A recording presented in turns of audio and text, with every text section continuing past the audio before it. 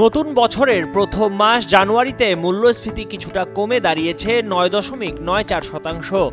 বাংলাদেশ পরিসংখ্যান bureau BBS এর তথ্য অনুযায়ী ডিসেম্বরে সামগ্রিক মূল্যস্ফীতি ছিল ১০.৮৯%। ৪ ফেব্রুয়ারি বিবিএস প্রকাশিত জানুয়ারি মাসের ভোক্তা মূল্য সূচক সিপিআই প্রতিবেদনে এসব তথ্য উঠে আসে। বিবিএস এর সর্বশেষ তথ্য অনুযায়ী জানুয়ারিতে দেশে খাদ্য মূল্যস্ফীতি ২.২% কমে ১০.৭২% নেমে এসেছে। গত বছরের ডিসেম্বরে খাদ্য মূল্যস্ফীতি ছিল ১২.৯২% এবং নভেম্বরে ছিল ১৩.৮%।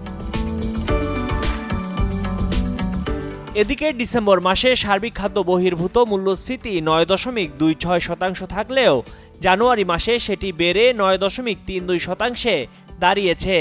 এছাড়া জানুয়ারি মাসের গ্রামাঞ্চলে সার্বিক মূল্যস্ফীতি ০.৯১% কমে দাঁড়িয়েছে ১০.১৮%। এর মধ্যে খাদ্য মূল্যস্ফীতি ১০.৬১% এবং খাদ্য বহির্ভূত মূল্যস্ফীতি ৯.৭৭%। শহরে সার্বিক মূল্যস্ফীতি ০.৯৫% কমে দাঁড়িয়েছে ৯.৮৯%।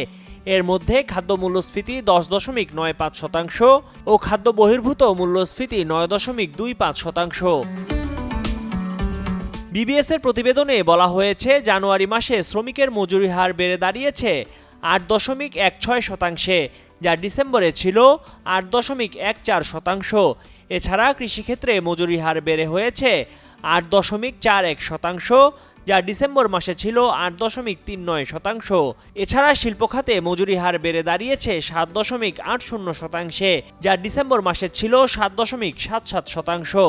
সেবা খাতে জানুয়ারি মাসে মজুরি হার সামান্য বেড়ে হয়েছে ৮.৪৪%, যা গত ডিসেম্বরে ছিল ৮.৪৩%। ময়ূখ ইসলাম, কালের কণ্ঠ।